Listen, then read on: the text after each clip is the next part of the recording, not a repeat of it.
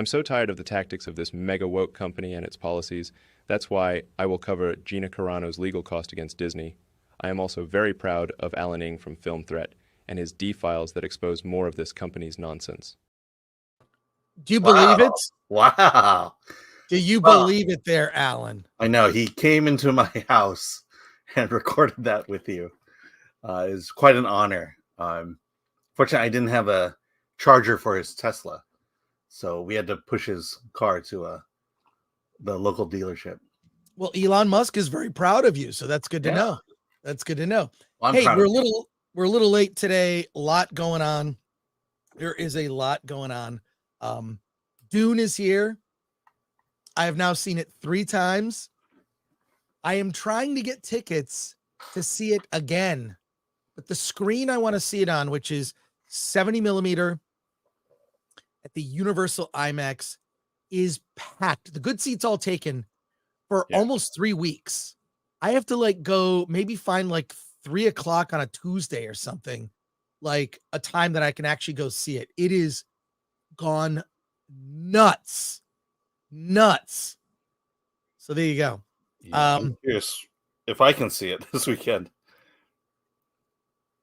Well, it really, on all the screenings were packed last night. I tried to find, as predicted, what happens with these screenings is you'll see single seats pop up here and there because people they reserve a seat and then they'll just cancel it at the last minute. So I went with a couple buddies of mine last night. We're all hanging out at Yard House, and other people were able to change their seats to better seats or just grab a seat. But it was 99% full at the Dolby Digital screening that I saw last night. Oh, so, man. There you go.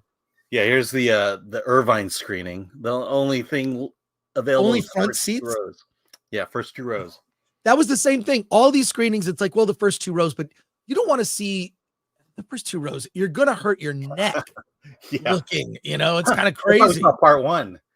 We were leaning back, but I will tell you, seeing part 1 in the first 2 rows was pretty incredible because he shot the thing for IMAX. And so there's some pretty amazing reveals that occur that I don't know how you shoot for IMAX, but it looked really good. Yeah, no, the entire movie is shot in IMAX. A lot of films, what they'll do, like The Dark Knight, 2008's The Dark Knight by Christopher Nolan, parts of the film are shot in IMAX. The Dune Part 1, parts of the movie are shot in IMAX.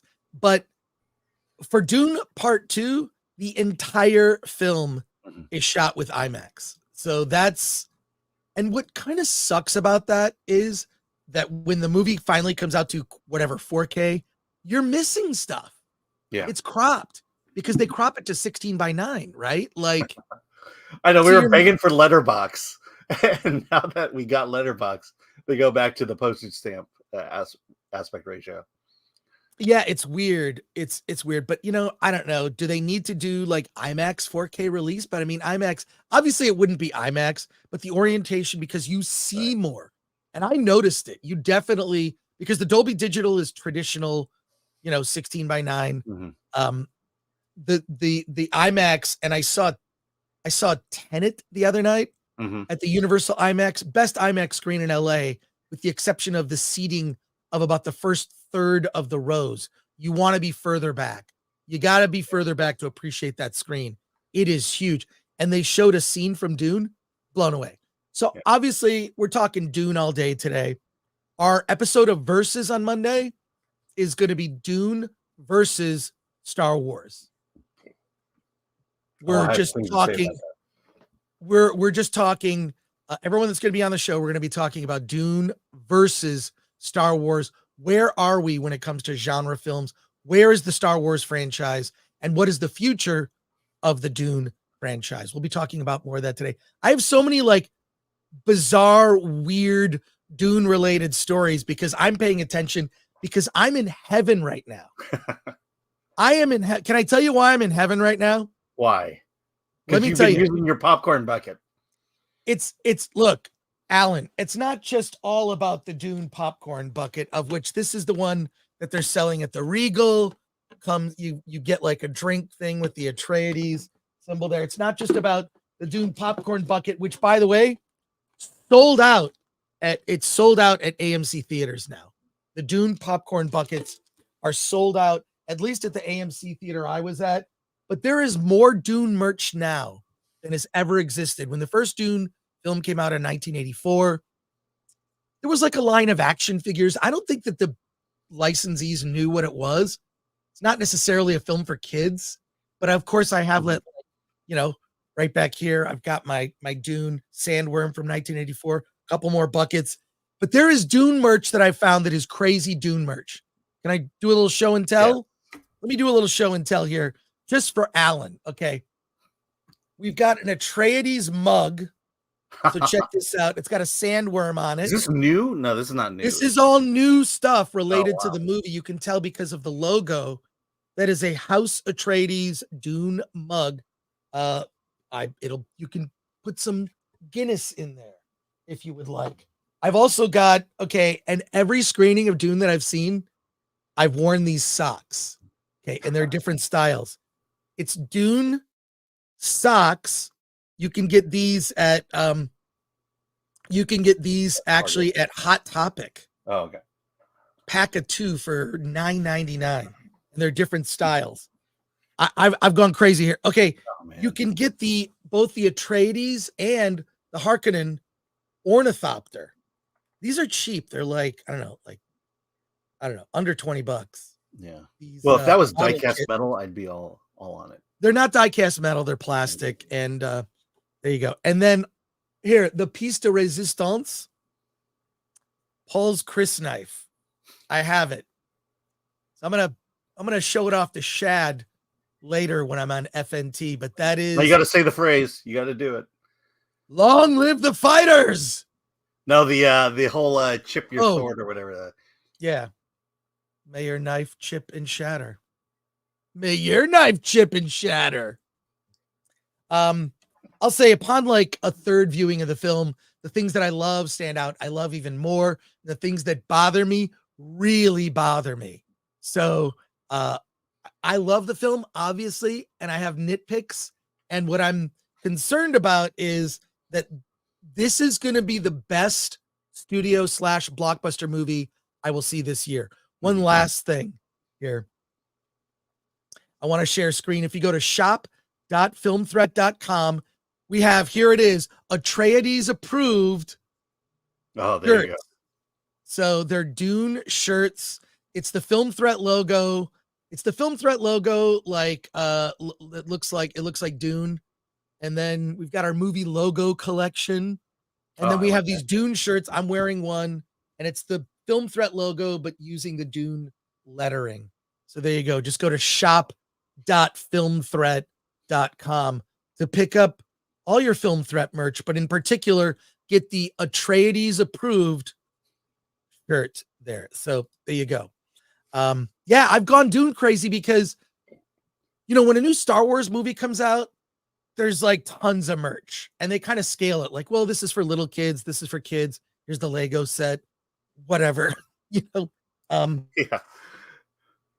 I'm waiting for the Lego Dune video game. Well, no, there's thankfully they will never be. I hope they'll never be that. But if there is, I would probably get it. I'm just saying that, like, I don't like Dune is something I've loved since I was a kid, a teenager, and first read the book, and there was never a lot of merch for it. So now that there's actually merch for it, like I'm kind of in heaven checking out all the weird merch that exists for Dune. So there's a lot of other stuff too, but I just thought I would show off some of the weird things. Yeah. Yes, get your Dune socks over at Hot Topic. Yeah. I'm pretty sure we're going to head to Hot Topic after we see the movie. That's exactly wrong. I know. All right. Hey, let's see who's here today. Let's go to our chat comments and questions before we kick things off, because I have so much Dune news, like things that are like coming out of the woodwork that are crazy that I have to let people know about, including Alan is going to look up while I'm reading this box office estimates for this weekend. So Alan is researching that as we speak, and he's going to share a link with us. All right. Let's see. Bill S. Preston Esquire says, my choices are Laser IMAX in 1.9 or Dolby Digital in 2.2. I still have to pick and buy tickets. Any recommendations? Oh, wow. The Laser IMAX is very good. I have not seen it in Laser IMAX yet, but I've been in the screen where they have the laser at the AMC Burbank. It's excellent. It really does depend on your theater. I mean, why choose? Why not just go see it in both? You'll see it one time in Laser IMAX and then another time in Dolby Digital. I will say the Dolby Digital sound might have been a hint better. The whole theater was shaking. I didn't see it in 40X, but it feels like it's in 40X. And I will see it in 40X. So every time I go see the movie again now, I'm going to see it in a different format. There's a 40X theater at the NoHo Regal, and I will more than likely be going to that. Well, if you belong to the Regal Club, you'll get bonus points for doing that. Oh, well, there you go. Alan, do you want to weigh in on this? My suggestion is go for Laser IMAX first, but then see it Dolby Digital on your second viewing. Alan, what are your thoughts? Well, I don't think it's pretty clear. I'm not the biggest fan like you are. I think seeing it in the largest largest IMAX you can is the best experience. The 70 millimeter, I believe, and there's only one theater in Orange County that's doing that. So we're gonna try to head to that one. And to be clear, I heard some weird number that there are only 12 70 millimeter prints of Dune Part 2. Mm-hmm. So you need to find the theater, the one near Universal, in Burbank, the Universal AMC theater has the 70 millimeter IMAX. And the IMAX at the Irvine Spectrum is the other one. Oh, okay, cool. No, but you have to get good seats. I don't even know why they sell seats in the first 3 to 5 rows. You're wasted. You're watching the movie like this the whole time. Yeah. Well, that's how I saw Indiana. That's how I saw Raiders of the Lost Ark for the first time. Front row. Oh, that's weird. Extreme left. Oh my God. But thank you. Yeah, I say go IMAX first and then Dolby Digital on your next viewing. Goober says, hello, Lord Thoth, Ms. P. Coffee, Solomon Thornton, Davina Duckworth, Alan Orkin, Shucksy. Well, there you go. John Manalang, member for 19 months. Hopefully, Professor Warren will be a guest on this show. That guy's pretty awesome. Yes, he actually tweeted out the video that we did about him, where we basically just promoted him and just congratulated him on he was on Piers Morgan. He appeared on some other shows. I have since DM'd him on Twitter. We're going to get him on the show. I'm not saying it's going to happen soon. I want to have him on the show where he can talk about something. You know what might be fun to have him on? Versus. I was going to say versus, or maybe the Friday before the Oscars to talk about the Oscars. I think he would be a fascinating guest, but we've since connected via social media. He even shared the video that we did about him. So that's great. He will be on the show at some point. So thank you, John Manalang. Hey, Mobile Recluse member for 3 months says it's early morning here, but happy to be here live. Heck yeah. And Lori Ormond. Hey, Lori Ormond, by the way, responsible for our shop looking so sweet. So fine. And she's the one that did the Atreides approved. I don't know how we got around all that licensing thing. So thank you, Lori. I watched Marcel the Shell. OMG, it is fantastic. That is why I love independent films.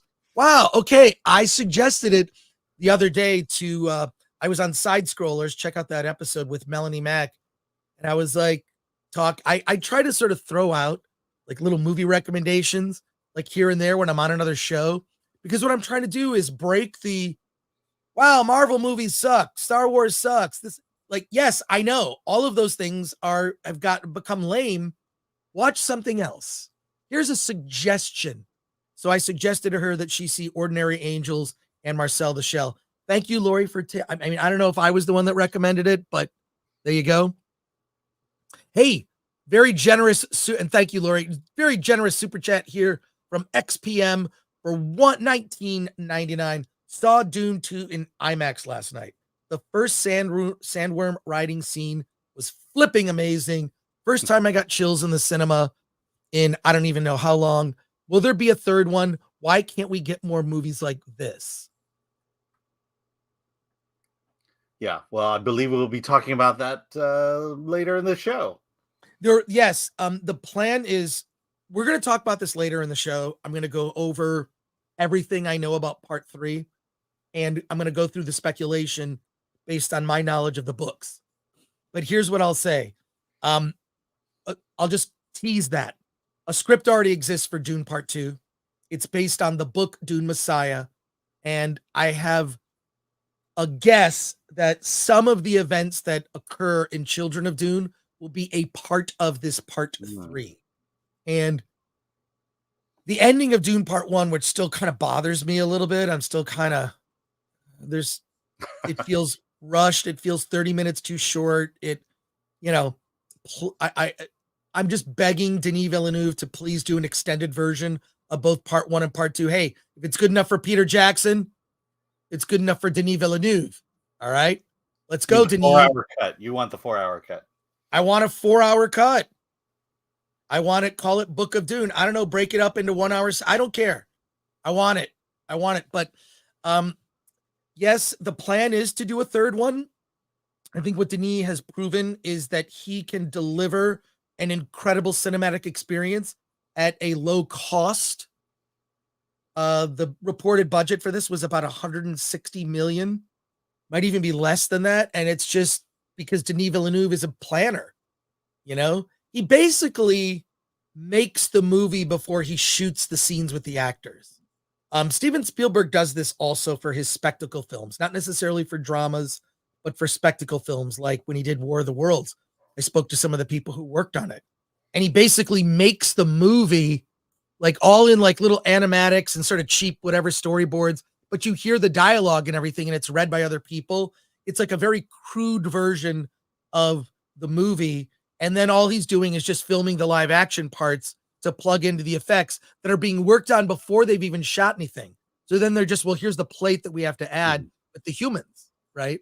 But he's actually already shot stuff or recorded, like, it's called temp. So you've got like temp stuff in there.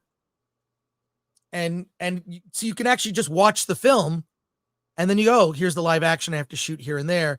Whereas Marvel movies are like, we're just going to do reshoots. I don't know. We're kind of winging it. The script's not complete, but we'll just go. When you plan and you know what you want, movies don't cost very much. Godzilla -1, rumored to be coming out on 4K Blu-ray soon. They still have not announced a date. And I think I might have to buy multiple copies of it. You might have to buy multiple copies.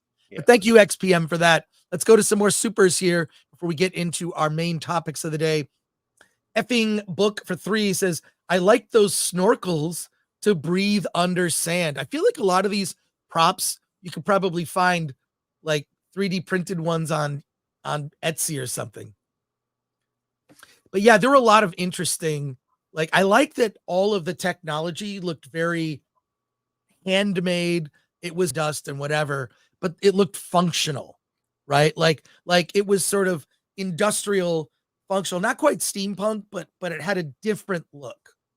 So there you go. Yeah. My question is, how do they pop out of the sand while running at full speed? Yes. Oh my gosh, we have a lot. Sorry, I'm just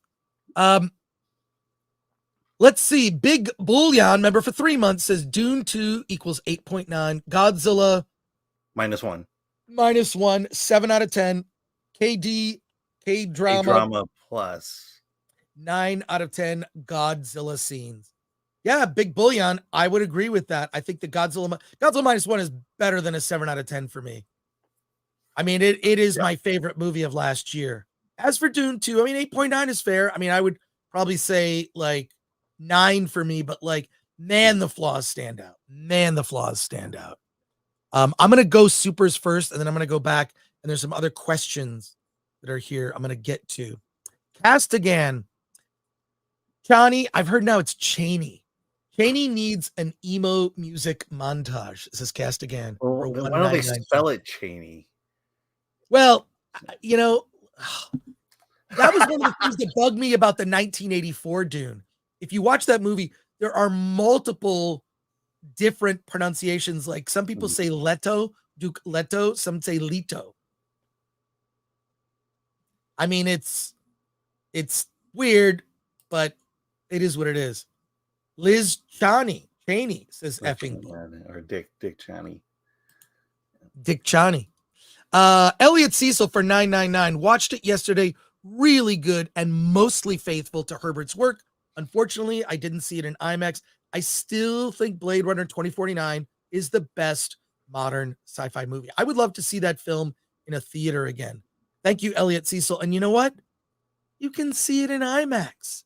Now that you've seen the film, you have to see this movie in IMAX. It was made to be seen in IMAX. Okay? Every inconsequential scenes in this movie are in IMAX. 100% IMAX. That is very rare. But thank you, Elliot Cecil. Hey, Nicholas Vargo. Saw Dune 2 in digital last night. We'll be seeing it in IMAX tomorrow with friends, and we'll be seeing it on standard 70 millimeter film sometime during the week. Movie is simply fantastic. So you'll have seen it 3 times in a week. I've already seen it 3 times. I'll probably go see it. I'm going to see it at least 2 more times. At least. Minimum. Yeah, I will see it one more time. My kid wants to see it, and she's forcing the boyfriend to watch the first part this weekend. All right. Report on that. Is this a new boyfriend? No, it's the old boyfriend. Oh, so the old boyfriend came back. He came back. He got his act together and came back.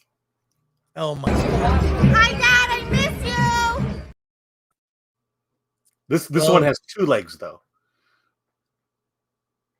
All right, I'm just gonna leave that where it is. Van Brindlebeard the third for 499. Seeing Dune in IMAX at the Spectrum right after work today. Can't wait. You guys are the best. By the way, yeah. Well, I mean, they're all packed screenings. Yes, all the IMAX screenings that I've seen are packed. What I really love is the reaction from the audience.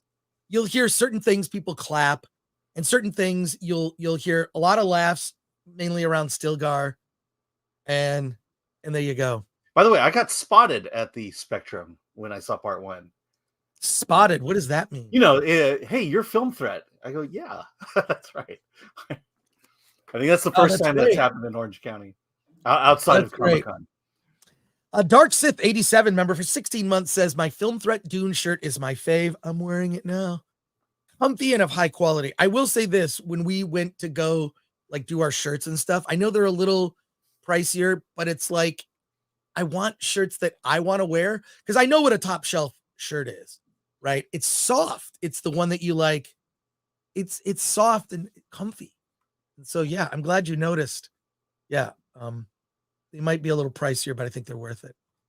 Here, the Turtle 21, who's a member for 5, saw American Fiction last weekend and freaking loved it. Been telling anyone who'll listen to go see it. Glad y'all recommended it so much. That's the counter response of the few people who have actually seen the movie. It's like, how is no one watching this movie? We keep, we've been on its bandwagon for a very long time. It's my favorite movie of last year.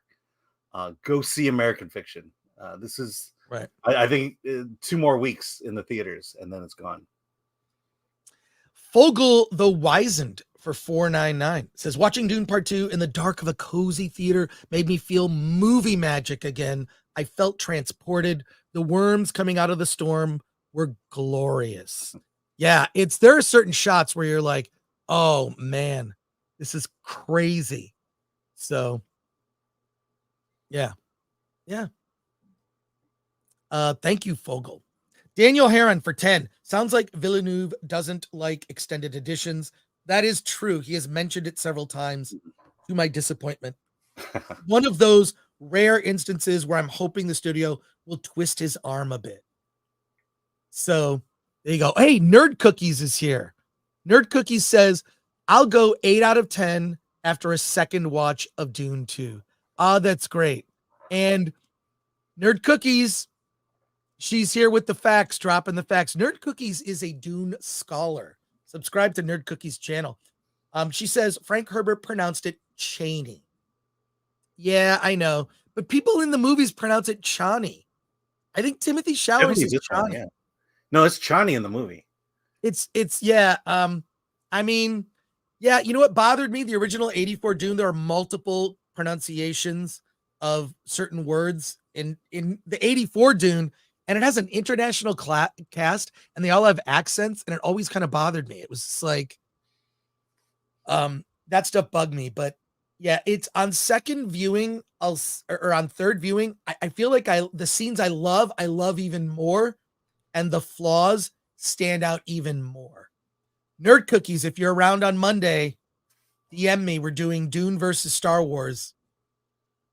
It's going to be the ultimate versus battle.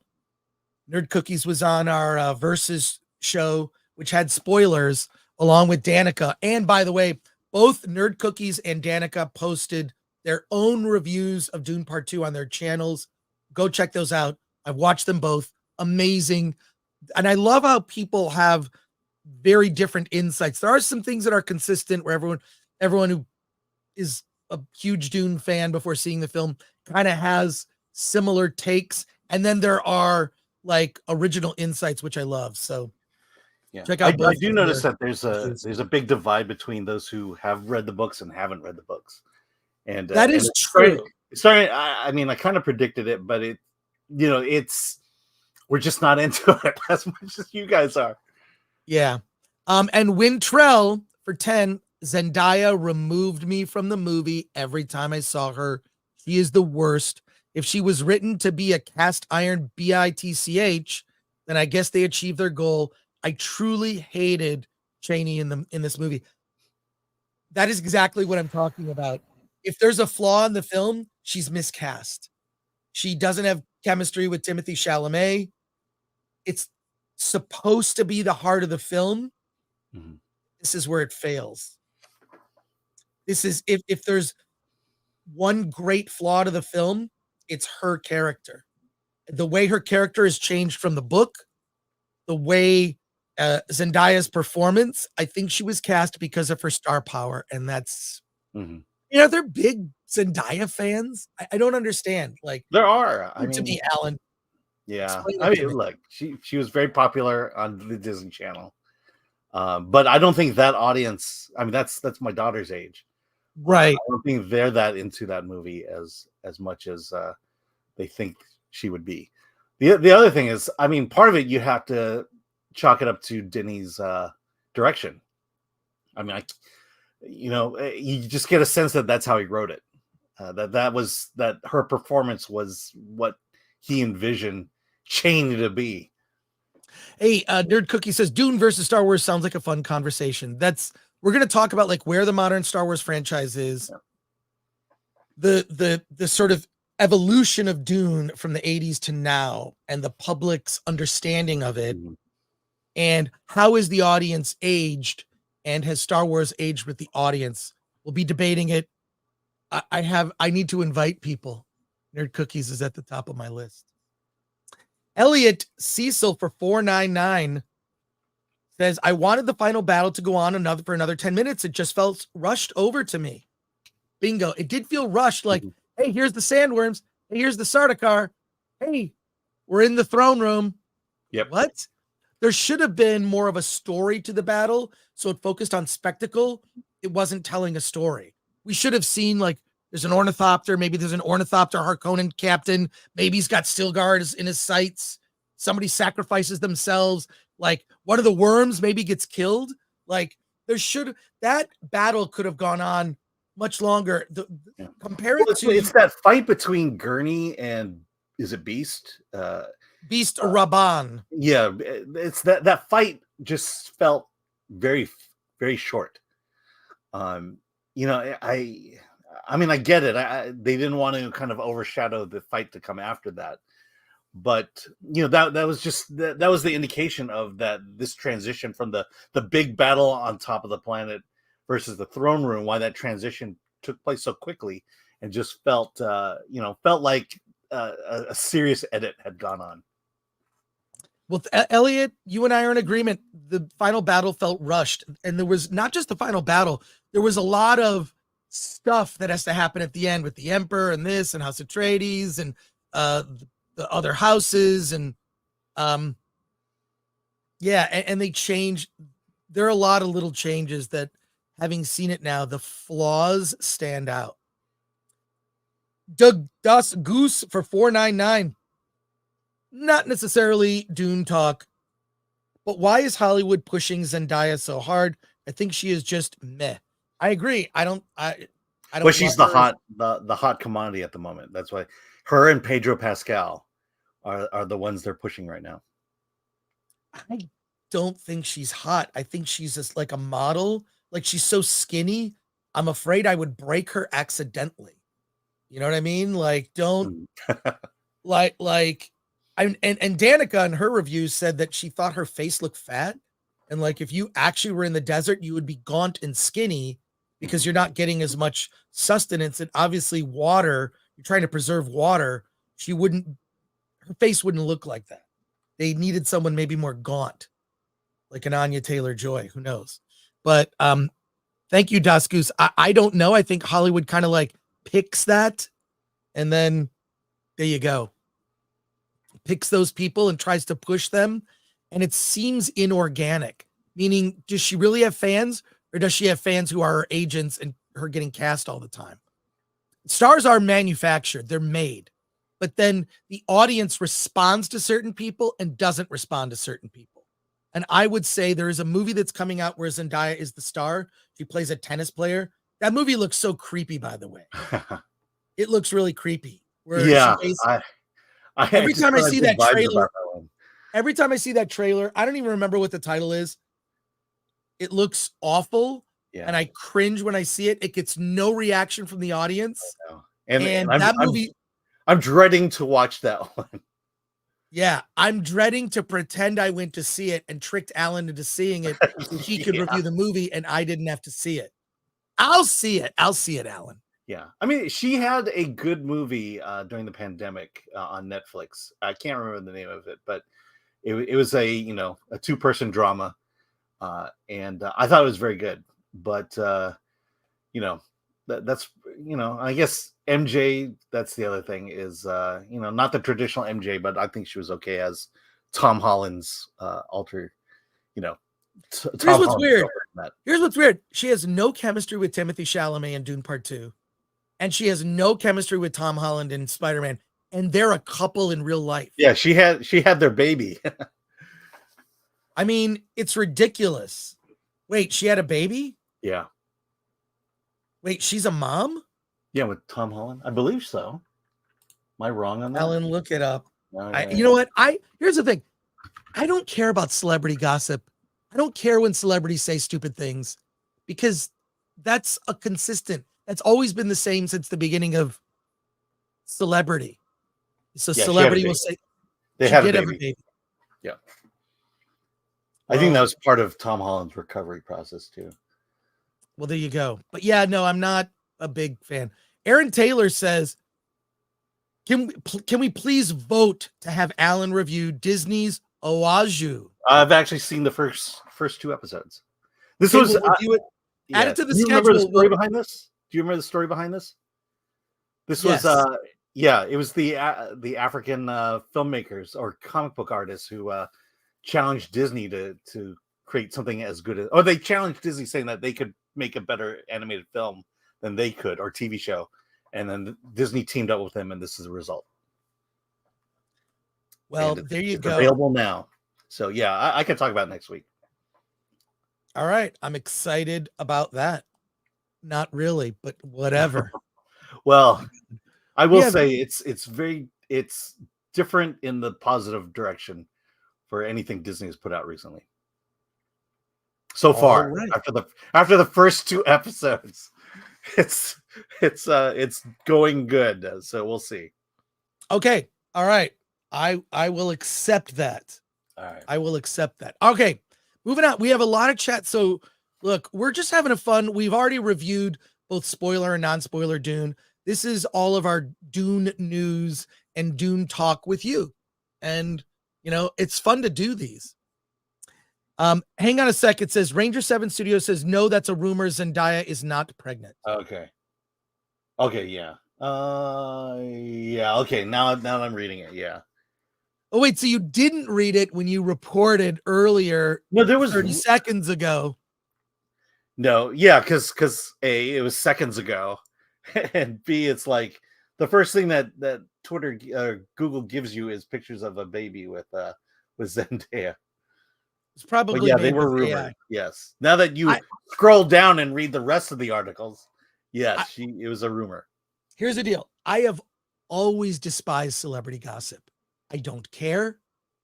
I only care about things as it relates to what is on the screen in front of me. Okay. What is on the screen in front of me? That's what I care about. I care about movies and cinema and how films are made. Those are the things that interest me. Celebrity gossip is a fake manufactured thing. I know this because I've been around the industry. It's all fake. You can hire a publicist. That will tell people what restaurant you're going to. So photographers show up and take photos of you as you're going into a restaurant to make you seem to be more famous. I know so much of how fake all of that is. You would not be shocked to learn it. We're going supers here, but there's a lot of really good questions in the non-supers. We'll get to as many as we can. Effing Book for 2 says, like how Frema steal water from the slain. Well, I love how they steal the water from the Harkonnens and they're like, it's poison, but we'll use it for coolant. Like they wouldn't drink it. Like really, I love all those little aspects. And there's so much good gear porn in Dune Part 2. But yeah, no, love that stuff. Benjamin for 10, too much sand in the movie for me. I don't like sand. It's coarse and rough and irritating. And it gets everywhere. Not like here at Film Threat. Here, everything is soft and smooth, like our Dune shirts.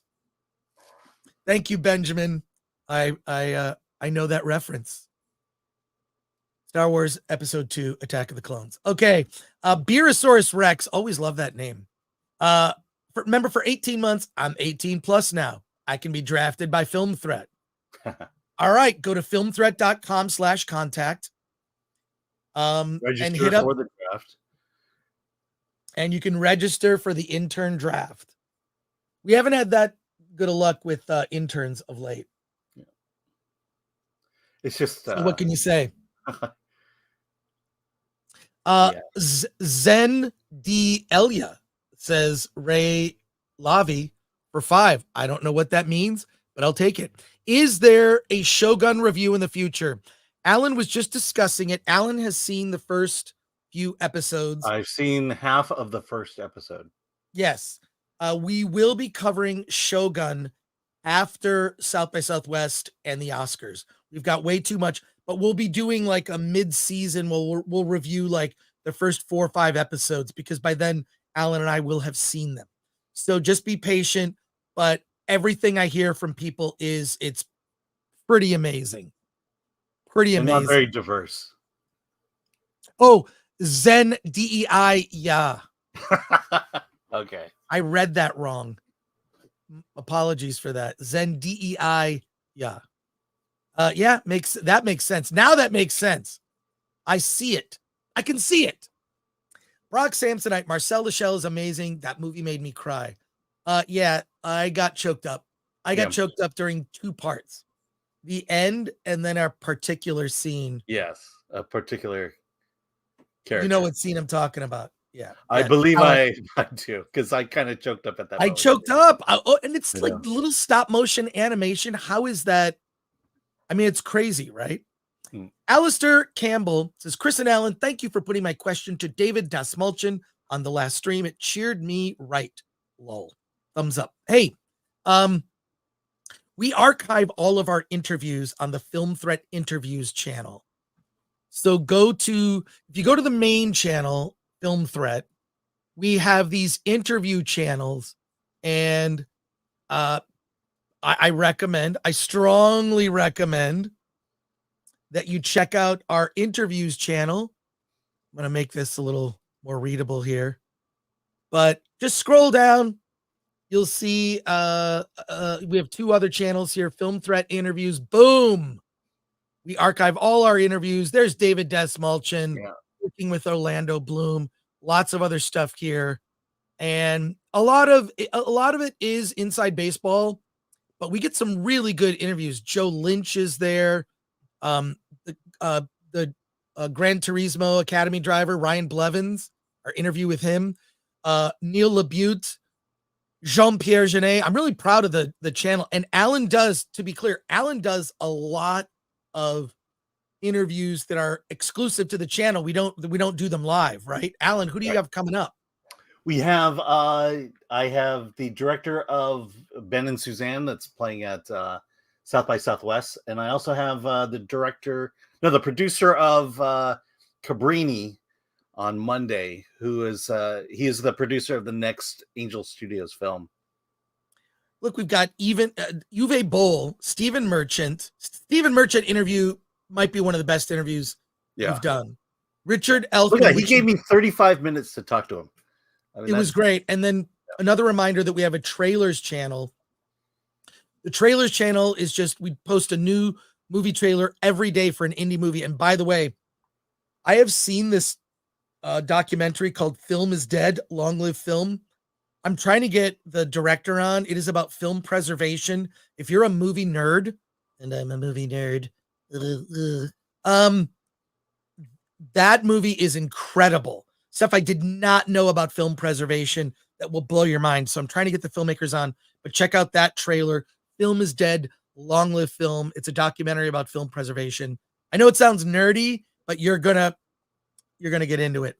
And just a lot of trailers, like little indie movies that you don't normally hear about, documentaries, like a lot of the big trailer channels just sort of focus on got a lot of movies you would not have heard about otherwise. And so there you go. Check that out. Okay. Moving on with more great comments. My God. By the way, I believe we have an interview that's going to be absolute poo later on this month. What? What does that mean? It's going to be absolute poo for later. Oh, yes. We're interviewing the filmmakers and some of the cast behind Pooh, Blood and Honey Part 2. They're coming out of the show in a couple weeks. That movie's coming to theaters. So we're getting I saw that movie. It's awful.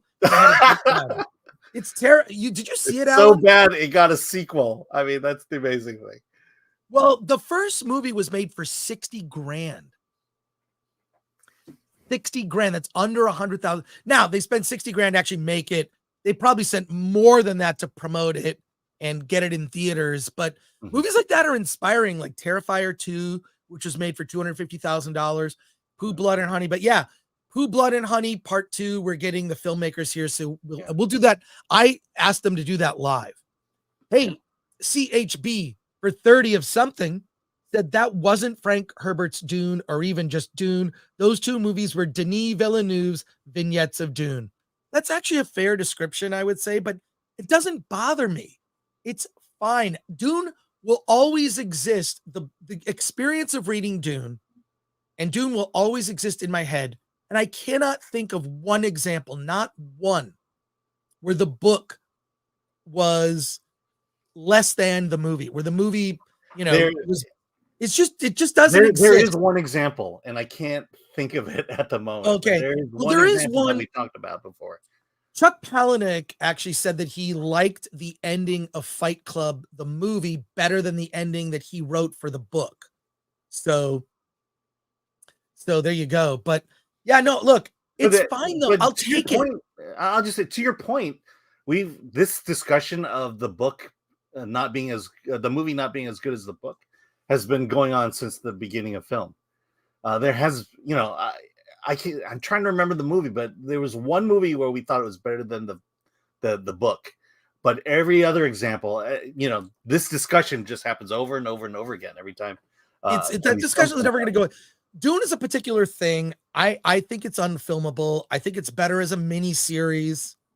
I think to tell the story of the first book, you're going to need 2 seasons, probably 12 hours. 12 hours minimally, and 2 seasons. First season ends with the fall of House Atreides. The next season, maybe even 3 seasons, 18 hours. 6 episodes, 1 hour each. That's kind of how I would do it. But CHB, several things can be true at once. I really loved it, and I also love the book more. But those experiences are different types of experiences. So, yeah. And it is, Denis Villeneuve even admits it, right? Like he says, like, this is my, yeah. Okay. Chris, honest question. Have you watched the Dune miniseries from Umbrella? Did you like the quality? I know you showed it off. Says Sons and Shadows. Yes, I did not love it. The low production value bothered me. So I saw it when it first came out in the Sci-Fi Channel, and it just felt like it. You know what it felt like? Theater. It felt like someone filmed a stage play of Dune and then did like minimal effects, and the effects were crude for its time even.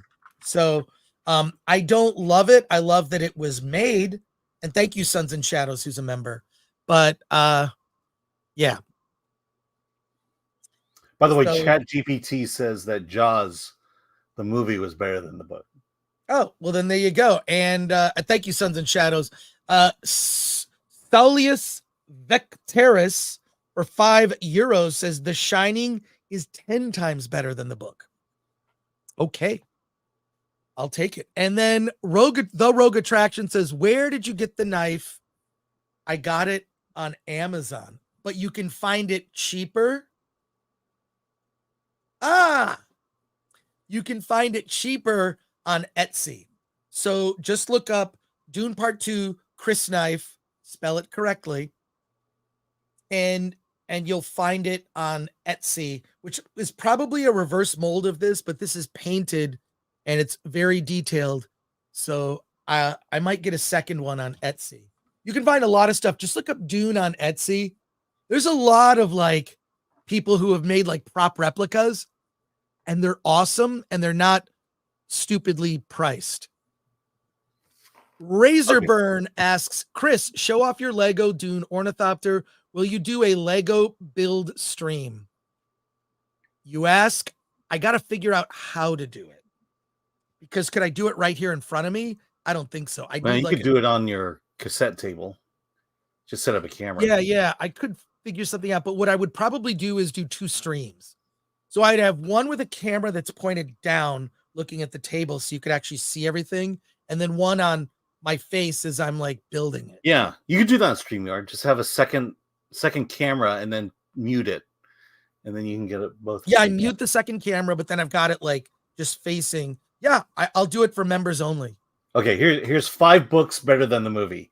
The Godfather, Fight Club you mentioned, Forrest Gump. 5 books. Wait, 5 books better than the movie. Oh, sorry, 5 movies better than the book. 5 movies better than the book. Yeah, okay. So The Godfather, Fight Club, Forrest Gump, The Shawshank Redemption, and Blade Runner. But I do think that an experience in your head can be better, because what is so amazing, the experience of reading a book, is there's an expectation. You have to use your imagination. You hear the voices of the characters in your head, and you make up those performances. This is why teaching kids how to read is so important. And I don't mean a lot of these rainbow nonsense indoctrination books. I mean actual fiction where a child can, 1, learn to read, and then 2, that acquiring that skill alone is the number one thing that will set them off on a good path, teaching them to think critically, which Professor Warren Smith has done such an excellent job of. We need more Warren Smiths. John Manaling says, Dune 2 will be the first movie I'm seeing in theaters this year. Cannot wait for tonight. John, I hope you're seeing it somewhere IMAX and all that. Yeah, and I can't believe you missed the Book of Clarence. Yeah, don't worry about it. Your life's complete. MK Solid 82. Chris and Alan, I'm curious what your opinion is of the abrupt ending for American History X. It was becoming this awesome redemption thriller until it was abruptly cut short. Thoughts? Yeah, I didn't see it. Yeah. I'm trying to remember. I saw it like way back when it came out, and I don't have an opinion on it. So I just remember being turned off by the whole story altogether. all right, we're gonna stick to mostly Dune talk today. So there you go. Dune talk and super chats. Effing book for 2 says make kid read plots summaries out loud. This is why I think that I think the general intelligence of people overall has diminished. Mhm. Proof of this is reading comprehension on social media. When you see the way people react to a headline, it's very clear. Not only did they misinterpret the headline, they didn't read the article that they're reacting to, and or they're not thinking clearly, logically, and or in a sort of logical, sober-minded state, and they're just reacting to emotion. Yeah. And this that happened to me with the Marvels. You know, the reaction to the Marvels was not based on my actual review of the Marvels. It was based on the clip that Rotten Tomatoes took from my review. It is literally, nowadays it's a superpower, but frankly, when I was a kid, we had reading on Sunday. We just sat and read all day. I read the newspaper because I was looking for movie ads and what movies were going to be playing on TV that week. And then we just sat on little love seats across from each other. My mom, my sister, and myself, we sat and just read books all Sunday. That was our Sunday. And then during the week, we'd read, when we can. From North Jersey, Alan just headlined and didn't read, i.e. Zendaya and Tom Holland having a baby. All right. I'm a hypocrite. Well, that's fine. Yeah, there you go. An effing book goes on to say, guilty. CIA says 1 out of 5 stories are planted disinformation, probably by the CIA. That wouldn't surprise me. All right, let's make sure we're staying on topic here with everything that we're discussing. But I've got some things I want to talk about related to Dune. We're going to get to Dune Part 3 in a moment, but a couple of other things have happened that I think are very interesting, and I can't wait to share them with you. Wait, what's happening here? I gotta move some things around. All right, here we go. Oh, that is incorrect. That is not the thing I was looking for. Where is the thing I'm looking for? Alan stalled for time while I said I'm getting murdered here. Alan Ing, rumor started. Thanks, Angel Arch. Let me see. So I had to, yeah. Okay, we got that one. Yeah, that's right. I'm scum. By the way, we should mention that Chris and I will be on Normal World on Tuesday with quarterback Black Garrett and Dave Landau. Believe that occurs sometime in the evening. So we're gonna film an episode and then they play it back later, an hour or so later. So that'll be next Tuesday. Chris and I will be in Dallas, and then I will move on to South by Southwest. So I'll be in Austin for Hollywood on the Rocks and the Film Threat Livecast next week. You there yet? I am super excited about something, and I want to let you guys know about it. And that is this. Dune Awakening Direct premieres on March 4th. What is Dune Awakening? It is an open world video game. So you're going to get a preview of it. I believe it'll be available on Steam. But I have seen footage of this open world Dune game, and it looks absolutely spectacular. So this is just sort of a little, I'm just letting you know about it. I'm a casual gamer. This is a game I will play on this channel. So does this game consist of you running across the desert? I am running across the desert, placing thumpers to ride the worm. Okay. and I cannot wait. This Okay. is So the there will big, be worm riding in this game. I was addicted to this Dune. It was like a strategy game, and it was for the Sega Genesis. It's also like a PC game. I don't know if you remember that. Wasn't there a Avalon Hill game of Dune? Well, there are Dune board games. There are they came out recently with Dune Monopoly. But in terms of video games, there was the Dune strategy game, which I played in the 90s. And then there's this game. There is in terms of a modern Dune game, there hasn't been one. Dune Awakening there's this big event, and you're going to be able to see it on Twitch, the IGN channel, and at the Funcom. Funcom is the name of the company. So just look that up. We'll put a link in the description to the Funcom YouTube channel. And on Monday, I'm going to be checking it out. It's going to be at 9, I assume 9 a.m. Pacific time. Yes. So I'm going to check it out live. I can't wait. And it's just been on my radar, and I think it's worth checking out. This is just a promo video or promo stream? I don't know, Alan. I don't know. It's basically you'll be able to wish list it on Steam, and it says, "We are thrilled to announce the debut of our new series of Dune Awakening direct showcases hosted by Zoe Yishwind. We'll be taking the most in-depth look at the game and showing new, never-before-seen game footage. It'll be on Steam, so wish list it now on Steam, and I'm sure you'll be part of the beta, but I'm looking forward to that. I'll be watching that Monday morning. Should be a lot of fun.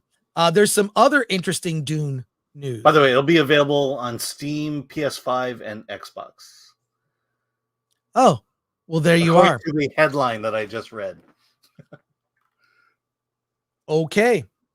Well, guess what? There's some other Dune cool stuff that we can talk about here. I'm going to show you right here. Here it is. It is the soundtrack. I have gone Dune crazy. Yeah. I'm sorry. I'm admitting it now. I don't care.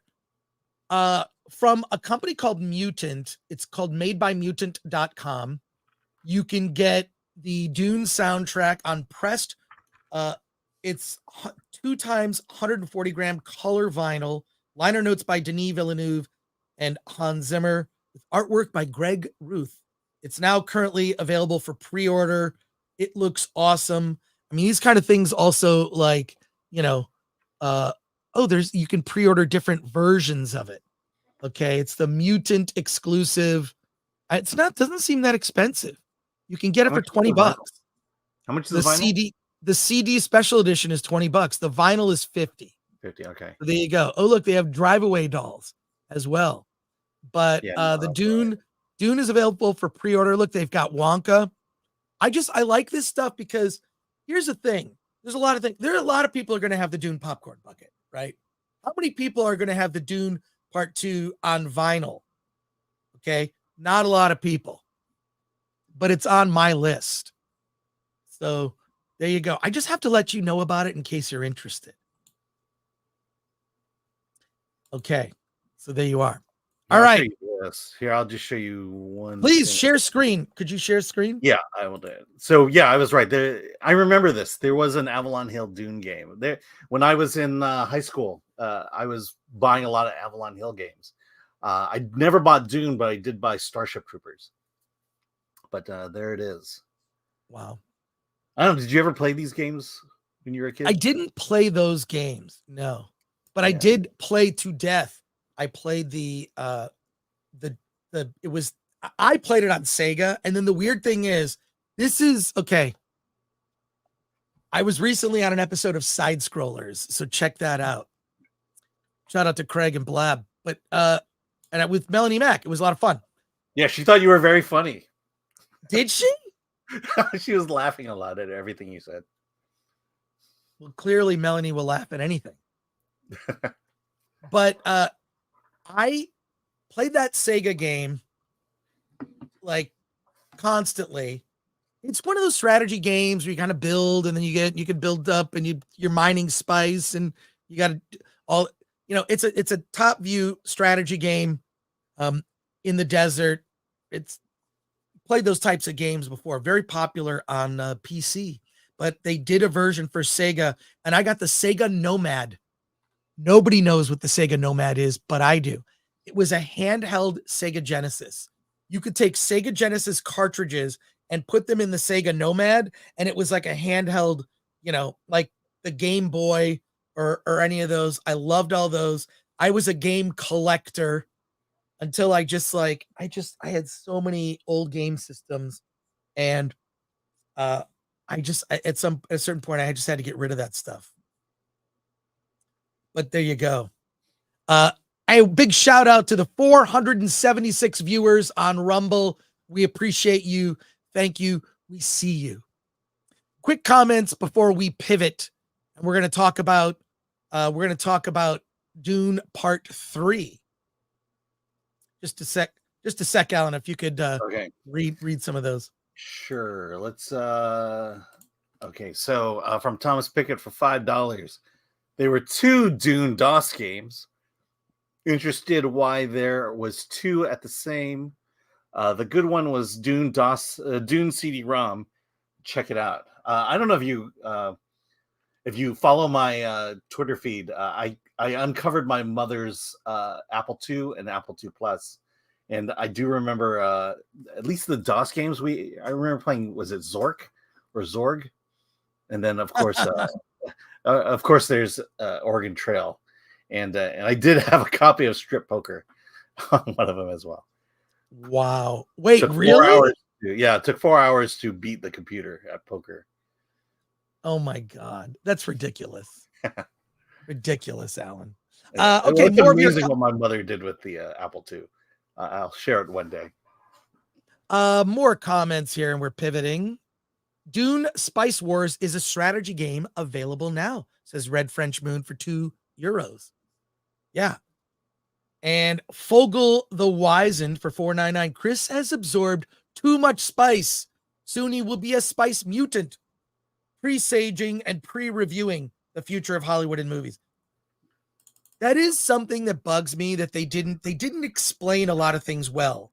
The fact that the worms have a relationship to the spice, the fact that spice is a positive thing, but can also, you get addicted to it, it becomes like a poison where then you need it to live. So it extends life, but if you take it too much, you're going to be addicted to it. It becomes a poison, and then you just keep taking it, and then you can mutate into a and potentially join the spacing guild because you've just absorbed too much spice. And I think that's where I'm at. It's just that, like, I haven't seen a movie that has gotten me so excited that I actually care about the merch, and the merch is mostly stuff for adults. There's actually, okay, I'm going to find it right now. I'm going to go. We're going to do this, folks. We're going to do this. Yeah. But while you're looking, I'll mention that it appears that the Dune expansion on Flight Simulator is available now. Yes. So you can take the ornithopter around New York and Arrakis. Okay. I'm just, you know what? We're going because I'm the spice has gotten me. The spice has gotten me. Hey, did Chris ride the worm yet? Says B-Rad. Nah, because I had to download Snapchat. I'm not like a 19-year-old girl that needs to do, stuff on Snapchat that makes me look like a cat. I would feel stupid, but will I ride the worm? Probably eventually. If I do it, I'll share the video of it because I know it'll be incredibly dumb. But I haven't done it yet. But here's how crazy I've gone, okay? Legendary has a shop. So it's shop.legendary.com with all this Dune merch. Okay? So we scroll down. Here's some of the Dune merch. Oh my God, they're using the same picture of the same girl. That's Ms. Peacoffee modeling that shirt. Yeah.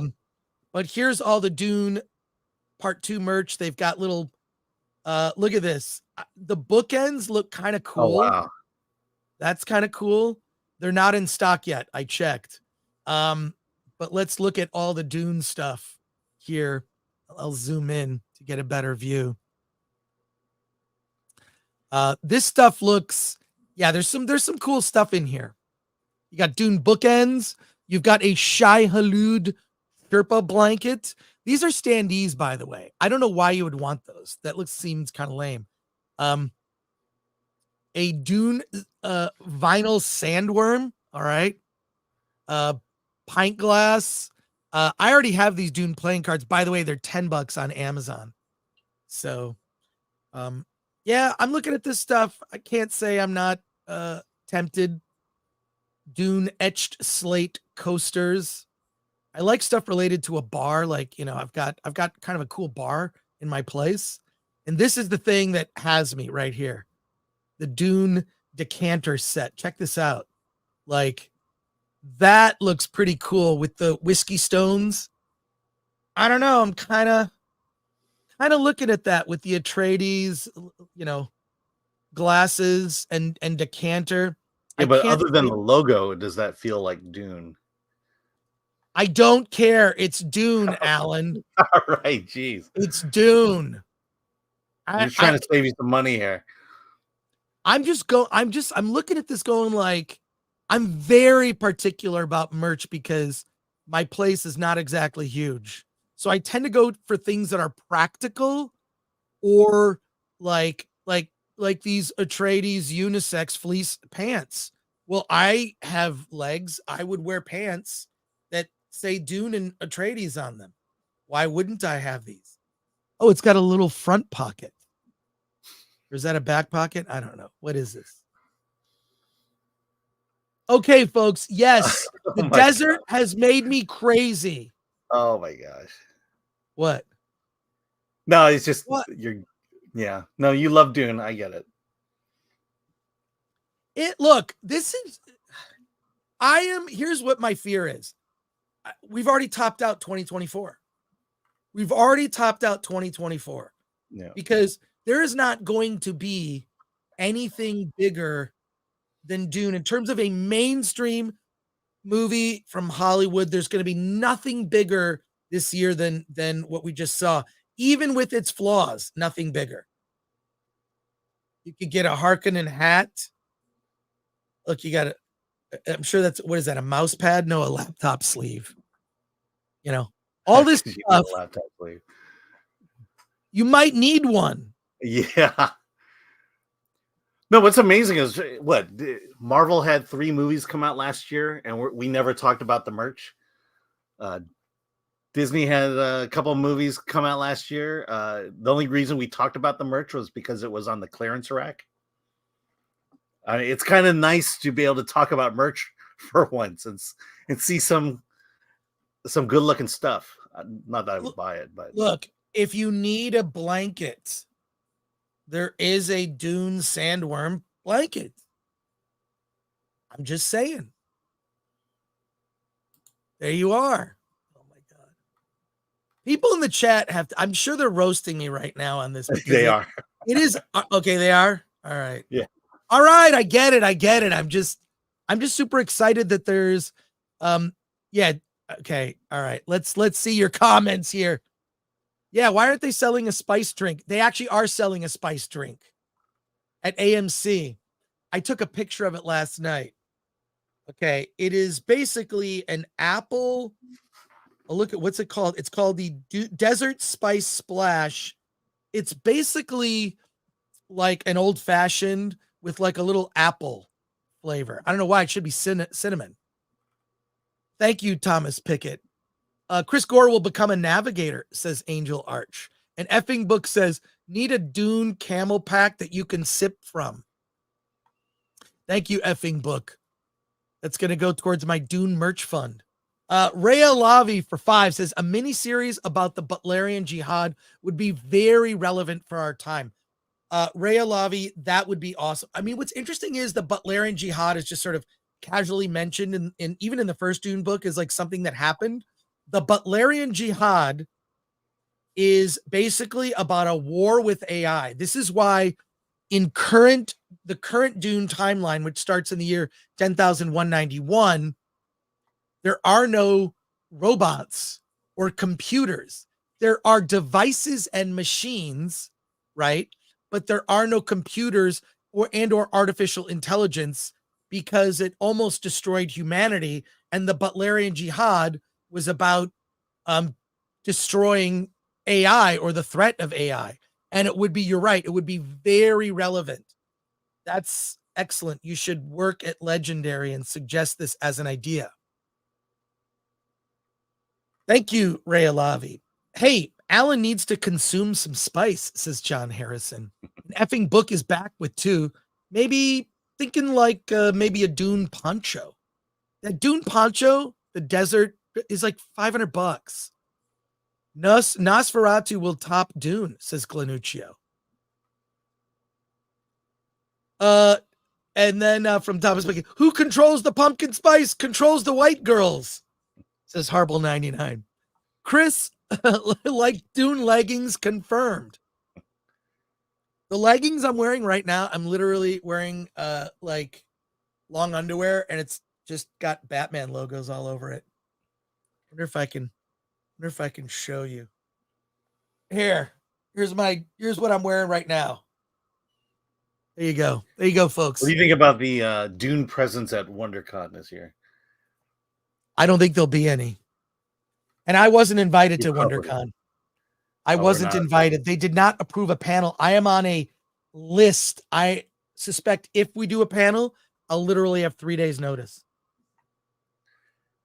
So is that, so what does that say about San Diego then? Probably San Diego's a no-go for me, unless I get a press badge. Yeah, I can get your press badge.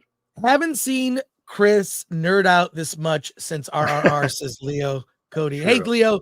Thank you, Leo. Responsible for so many of our cool videos that we show, including the Elon Musk one that was shown at the top. That one I love, Leo. More stuff like that. I love it. Laura Buckles says, if Chris had a Dune still suit, he wouldn't have to go to the bathroom during a movie. Yeah, you do kind of relieve yourself in the still suit. It's actually perfect for me. And I have been eyeing on Amazon. It is a Dune still suit costume,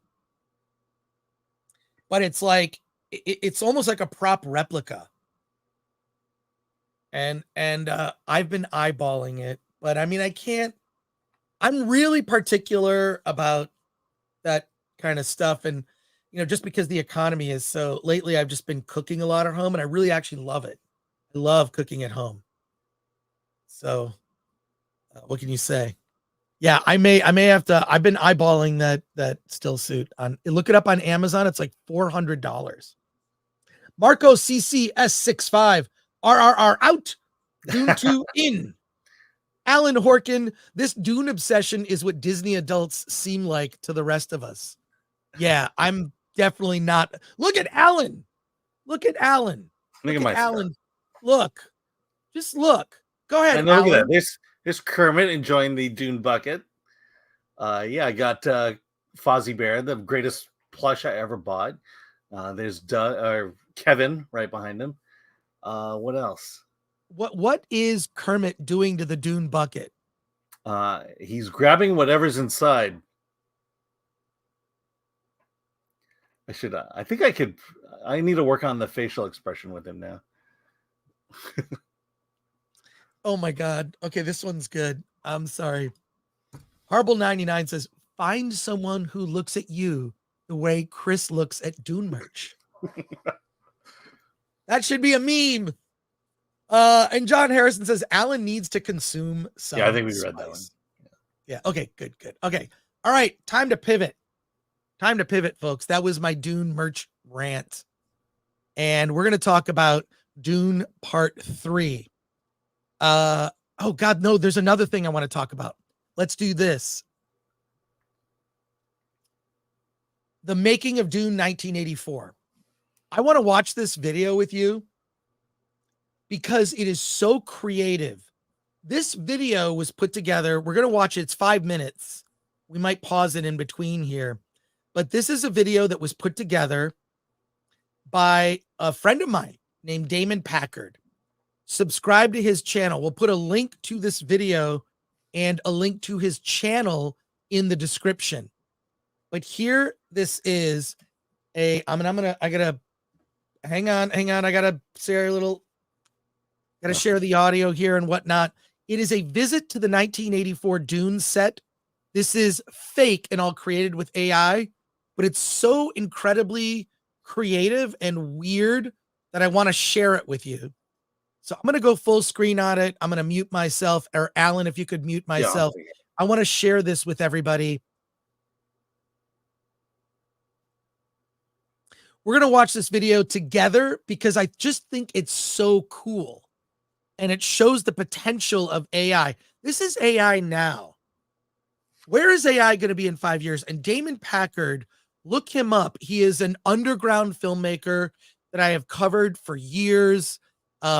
We've covered him so much in Film Threat. If you look up Damon Packard, he has done some incredible movies, including a movie more recently, Foxfur. He did a film called Reflections of Evil. And then he's done a lot of these bizarre experiments. One of my favorites, Space Disco 1. It's just weird. He tends to put himself in his movies. And I really love Damon. We did an interview with him on the show. We got to have him back. But this thing that he created is something really special. We're going to watch it together. Alan, are you ready? Yeah. Let's go. Okay. Here it is. A visit to the Dune set, 1984. Director David Lynch is the new kid on the You got to share the screen. hot on the heels of Eraserhead. He is commanding a Okay. Okay. Okay. Alan, you have control too. I know. It's just. Okay, so help me out. Share screen. Is it Yes, shared? I just did. Do you not see it? All right, here we go. Director David Lynch is the new kid on the block.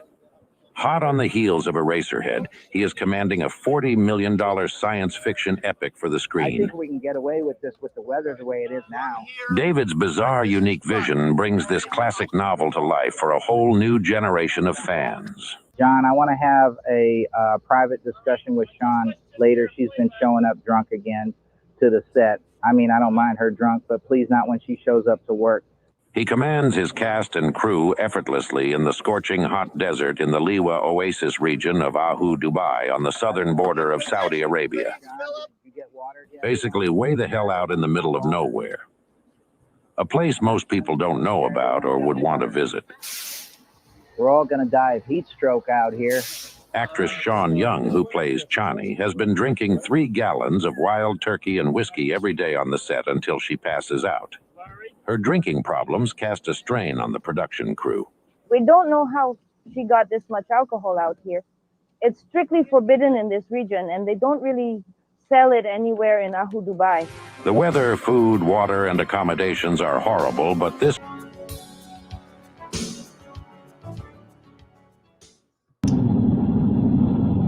It is by will alone I set my mind in motion. It is by the juice of safu that thoughts acquire. Speed, the lips acquire stains. Stains become a warning. It is by will alone I set my mind in motion.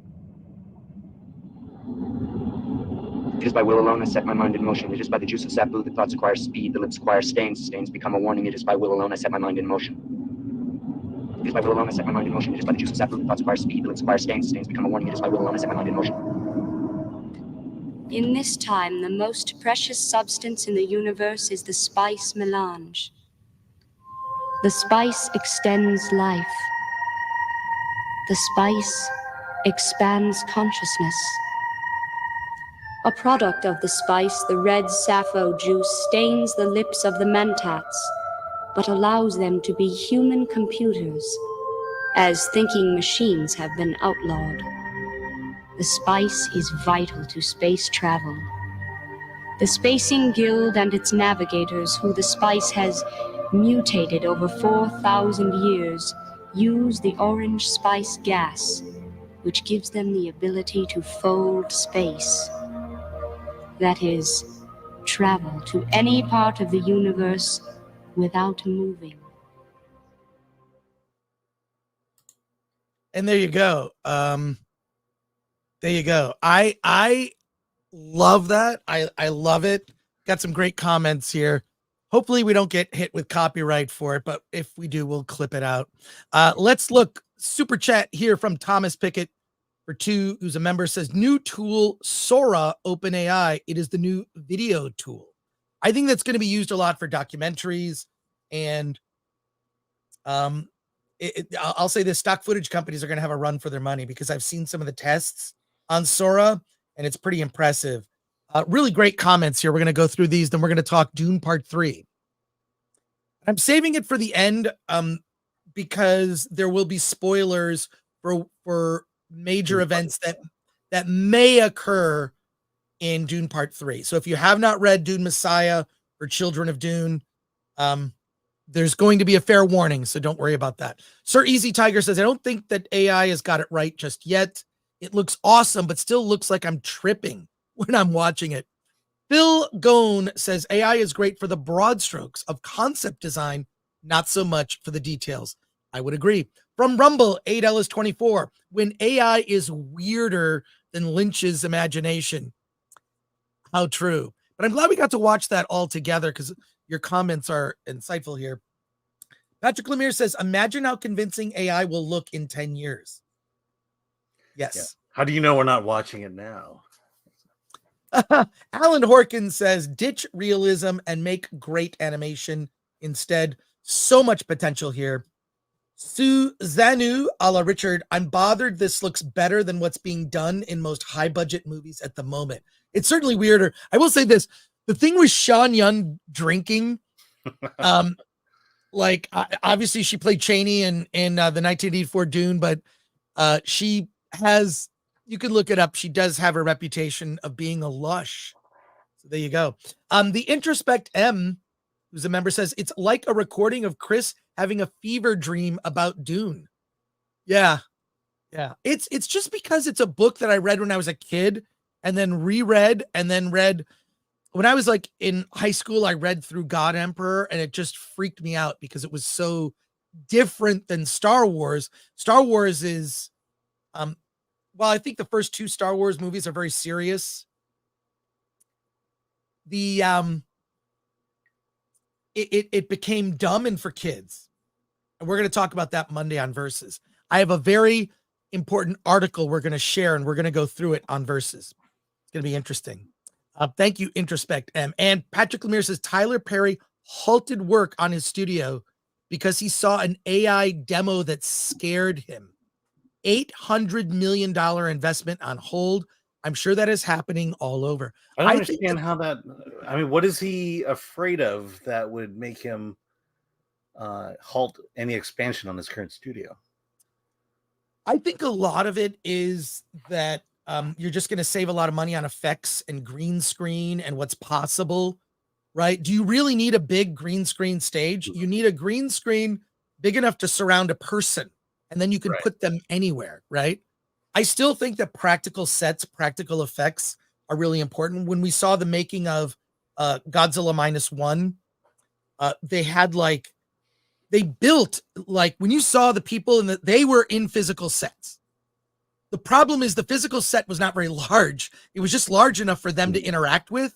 And then everything around it was digital. Yeah, it was built out. Well, and I think even the brilliance of Dune Part 2, I think, is the blending of the practical and the CG, particularly on Arrakis. And, to me, that's, I feel like Dune 2 is the proper balance between the practical and the computer generated.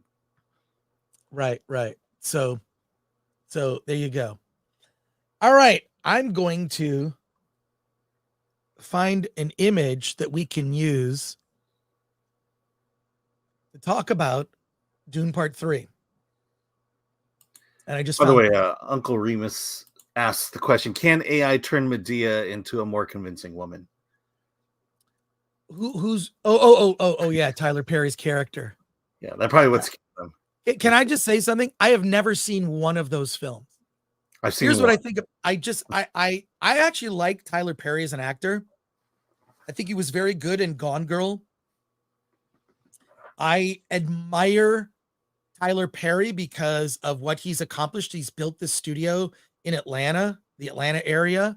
He has employed a lot of people making films.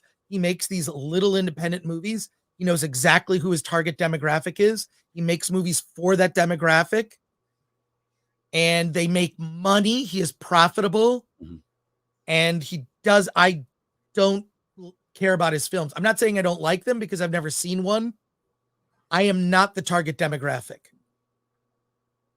There is an audience who loves his movies. I am not the target demo. I've seen one Medea movie, and I'll say that it's a low energy character, and to me, that's why it kind of comes off as boring. Right. All right, let's do this. Let's do this, Alan. It's time. Thank you for your patience, folks. I know. I'm like, it's time. No, it's time. Alan, it's time. Yes.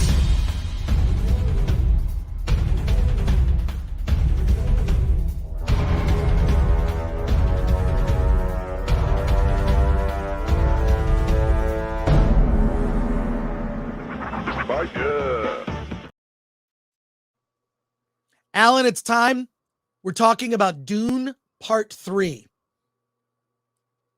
Now, there's a lot of speculation about what will be happening in Dune Part 3. And we're going to go through what some of our predictions are for Dune Part 3. So let's do that. Should we do that, or should we do what you had? It should be. It will be more your predictions of what Dune Part 3 will be. Right. Okay, so there is a script that currently exists that Denis Villeneuve has written that is based on the follow-up novel to Dune, the book Dune. When Frank Herbert wrote the book Dune, he was disappointed that some of the themes that he was trying to explore were not fully understood by readers. They saw Dune, the first Dune book, as a white savior story. That's not what he was trying to say.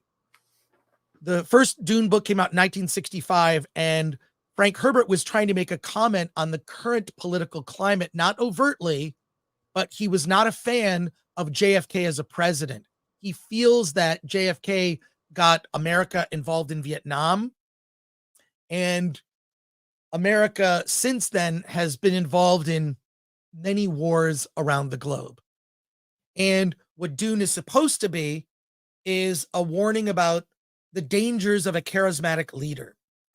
I feel that Dune Part 2 really explores this in a meaningful way, where you see a turn after Paul takes the water of life. He's full in on him being this messianic leader, leading the Fremen into a holy war that will take place across the galaxy. We are going to be getting into some potential spoilers for Dune Part 3. So if you do not want to have Dune Part 3 ruined for you, or some of the big things that will happen in Dune Part 3, bow out now. Here's your warning. But actually, I'm going to guess mute your stream and keep it on. Yeah. Mute the stream, mute the audio, but keep watching. Yeah, there you go. Yeah, don't turn this off.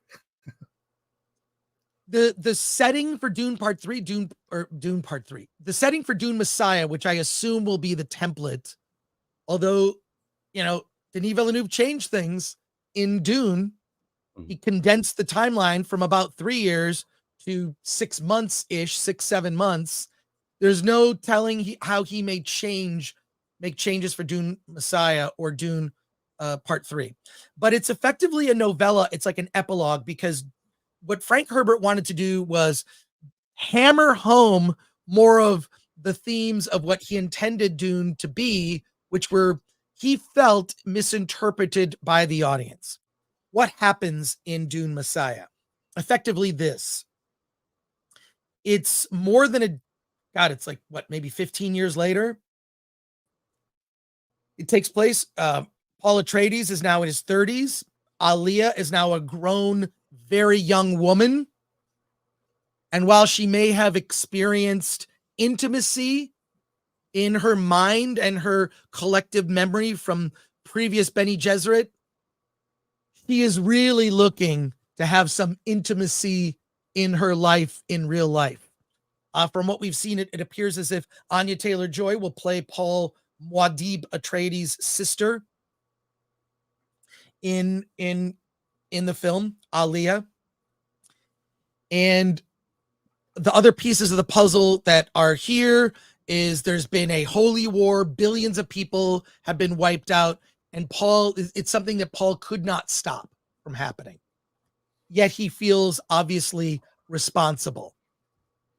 Princess Irulan is wife in name only, and they're looking to get an heir, right? They need an heir. And Chani, of course, Paul is intimate with Chani. Chani is different in the books than in the films, so I don't know how this is going to change things. That is the biggest change. And to me, it's the biggest flaw of Dune Part 2 is the fact that they changed her character so much because she's all in on Paul. This adds a completely different wrinkle where I suspect, and this is just a guess, that in Dune Part 3, Chani will actually be the one that will be trying to take Paul down. Forces of the Bene Gesserit, along with the Spacing Guild. So I believe we're definitely going to see the Spacing Guild in Dune Part 3. You're going to see a third stage guild navigator. You're going to see members of the guild because the guild and the Bene Gesserit have basically feel that Paul has too much power and they want to take him down. And that's their goal. And how do they do that? They're tempting him with an old friend. Who comes back? Duncan Idaho as a Gola. And Gola is effectively kind of a clone with the memories of the old Duncan Idaho. So they bring back Duncan Idaho, Paul's friend from his childhood, friend and mentor from his childhood. He looked up to Duncan Idaho. Duncan basically was responsible in Dune Part 1 for saving Paul and Jessica. So they bring back Duncan Idaho in this form. What ends up happening? Well, there may be a little romantic interest from Aliyah in Duncan Idaho. And this temptation, this ability to bring the form of someone back, even though it's not 100, it's called a Gola. It's like, I guess you could interpret that as a zombie. So then you have Duncan Idaho has returned and something happens. I'm not going to get into what the things that happened in the third act, but Paul is tempted with this Gola technology. Additionally, what happens, and this is really weird, and when it gets really weird, is Paul loses his eyes. There's an attack with a nuclear weapon, and Paul's eyes literally kind of melt. He loses his eyesight because of a nuclear weapon, an atomic weapon. What then ends up happening is really weird. And this is a lot like when I saw the third Matrix movie, Matrix Revolutions, like I'm thinking, oh, that's totally out of Dune. When Neo loses his eyes, but he can still see, right? That's what Paul has. So Paul, while he's lost his eyesight, because he can see the future because of spice addiction, he actually doesn't even need to see. He can walk perfectly. He sees that Stilgar is right next to him. And so that's what you're going to see happen to Paul. Paul has a fall, right? A fall from grace, because you see he's become too powerful and then forces align to take him down. This also will involve Chani, but I don't know how they're going to change it, because in the books, she's completely in love with Paul. So I believe that what will happen is because Dune Messiah is such a short book, it's almost like a novella or an epilogue. Dune is over 400 pages. Dune Messiah is like under 200 pages.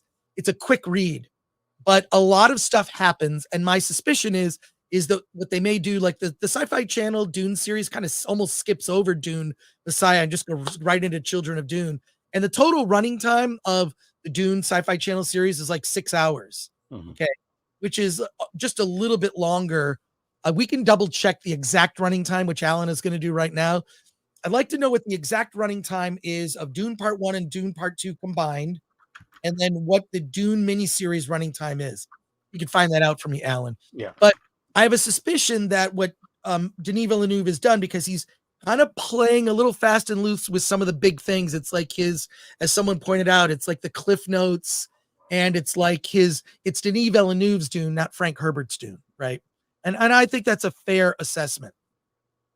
Doesn't mean it's a bad thing. It's just his vision. Just like David Lynch's Dune 1984 is so David Lynch. And I actually miss kind of that weirdness. One of the things about the 1984 Dune that I've loved so much is the dream visions. If you see David Lynch's Eraserhead, he's so good at recreating in real life what the feeling of having a weird dream is like. And that's what David Lynch did so well in the 1984 Dune. I think that almost Denis Villeneuve's Dune could have used more of that weirdness in the visions of Paul, or when Jessica takes the water of life in Dune Part 2. But my feeling is with Dune Part 3, it's going to be some events from Children of Dune, Dune Messiah, but a change in the Chaney character. But that changes a lot because Chaney is even a bigger part of the Dune Messiah story, as there is now Irulan, Princess Irulan, has her motivations. Alia, Paul's sister, has her own desires. She is a young woman. I don't know how they're going to handle that. I think they're going to age her up. And one of the things that Denis Villeneuve has stated is that he would like to do some other movies, wait like 10 years, and then make Dune Part 3. Because by then, Timothée Chalamet will have aged. Timothée Chalamet looks pretty young. I mean, he could pass for, I don't know how old he is in real life. He definitely could pass for early 20s. But in Dune Messiah, Paul is an older man. Not old, but older. And the way that they leave his character, his fate, I think is poetic. And if it's handled this way, bad things happen to almost everyone. Bad things happen to everyone. There is accountability and a cost for the holy war that has been fought on in across the galaxy. So it's also possible, because Denis Villeneuve changed the ending of Dune somewhat. There's no running off immediately to a holy war, right? But perhaps he'll show some of the events that happened in between. So I can imagine an opening montage of Dune Part 3 that shows events from the Holy War and what happened across the galaxy on other planets, where billions of people have been wiped out, all because of Paul Atreides and the choices he made. So I don't know. I think that the changes that Denis Villeneuve made in Part 2 were setting up Dune Part 3. I'm not sure if I agree with all these changes. Everything I'm telling you is speculation based on what I know happens in the next Dune books. But based on the changes that Denis Villeneuve made, it's going to be a very different Dune Part 3. It's definitely not going to be accurate to Dune Messiah, but I think thematically it'll more than likely stick with those themes.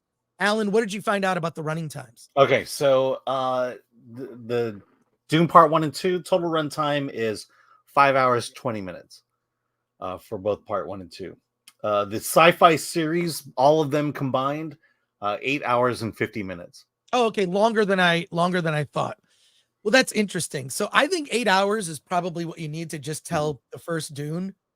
But yeah, one thing, you describing Paul's journey makes me think that he's basically Anakin. It's basically Anakin, and it's very biblical. When I read Dune Messiah, it felt very much like Jesus. It's sort of like the later years of Jesus that you never got to hear about. Yeah, but, right? but Jesus didn't go power hungry or power mad like Paul goes. I'm talking I think that's the point. It's the idea right. of, he's like Anakin, he's driven by revenge. he gains this new power, and he uses that power to not only exact revenge, but then that power kind of overtakes him, and he goes beyond what his original mission was to be. Well, and when I saw Dune: Children of God, that's Children kind of of Dune, the Children of Leia Dune. story. Children of Dune. Children of Doom. I mean, that's the Luke and Leia story, and it is. It kind of rounds off. It's the prophecy of the children undoing the evils of their father, basically. Yeah. Well, look. He's already changed things in Dune Part 2 that will affect the story in Dune Part 3. Mm-hmm. And I don't agree with these changes. I think changing Chaney as a character, the Aliyah, we never see Aliyah born. It worked for me.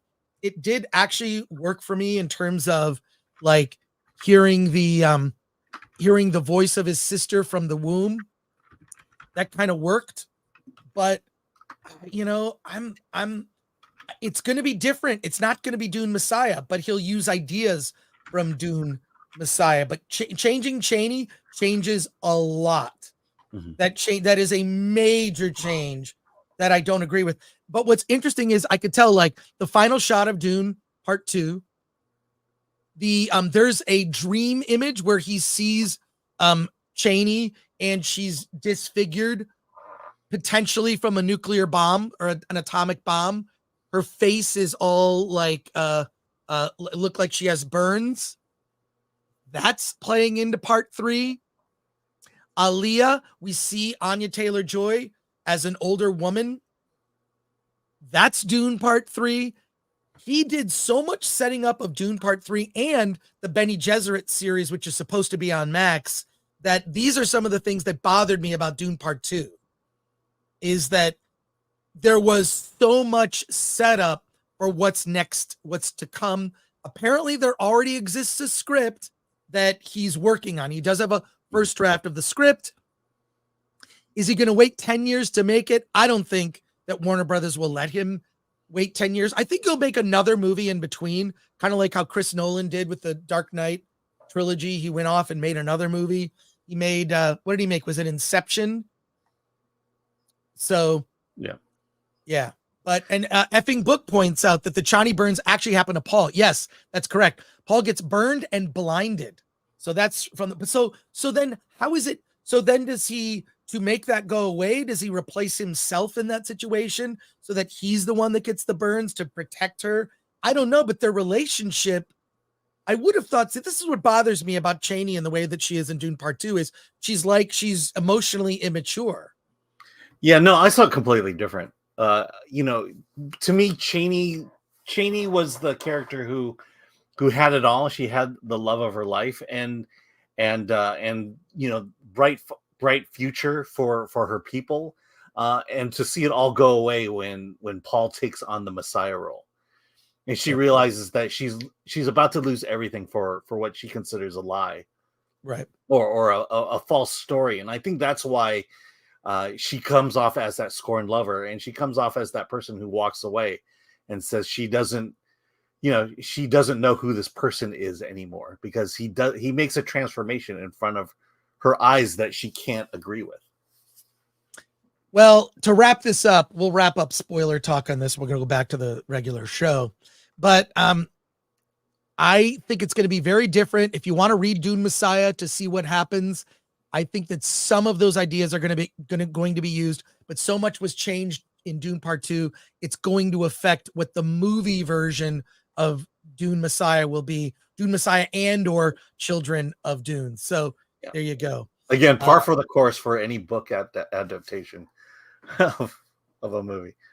Yeah. Or any movie adaptation of a book. Let's go to your comments and questions as we wrap up. I didn't realize how late it was today. Wow, folks. Oh, wow. Hey. We really talked about Dune a lot. I think that people got you were to realize talking about Dune a lot. What a Dune fanatic I am. Gandalf the White Wolf says, Sean Young drinking, lol. I remember she went nuts trying to be cast as Catwoman in Batman Returns. That's true. So the story was that she showed up at the Warner Brothers offices dressed in a Catwoman outfit, trying to find Tim Burton. Yeah, Entertainment Tonight was there to follow her doing that. It was ridiculous. Yeah. I will say And- we reviewed a short film recently that starred Sean Young, kind of playing herself and where she is with her life today. She's older, let's put it that way, and she's cleaned up her life, and now the film is a little bit of a reflection on that. And you can see Sean Young in a movie called Planet Dune. I'm not making this up. She's in a movie called Planet Dune. And she stars in it. She plays Chani. Yeah, no, she plays like a admiral or captain or that's something. right. Anyways, but no, she was originally, a lot of people don't, she was cast in the 1989 Dune. Batman, the 1989 Batman. He was cast as the love interest to Michael Keaton, and she lost out on the role when she was taking, like, there's a scene where they're supposed to go, like, they're on riding horses. She fell off a horse, got injured, couldn't do the movie, and that's when they got Kim Basinger. That's how she felt so like she was robbed of being in this big budget movie that she wanted to be in Batman Returns. And there you go. Hey, Nerd Cookies is back.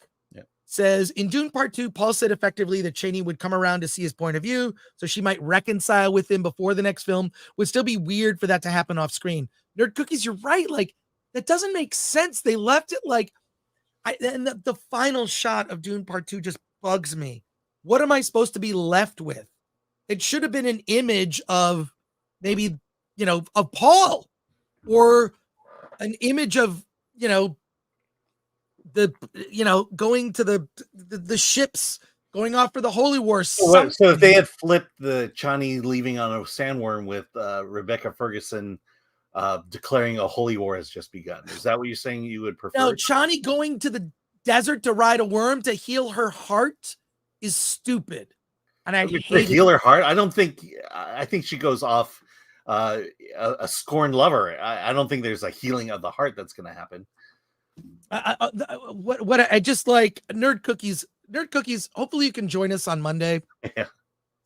I was just really annoyed. I was annoyed by that. I want to do a fan cut of Dune Part 2 where I just cut that out. Yeah, or just go to Sora and redo the ending and then attach it. It changes everything for Dune Part 3 and it bugs me.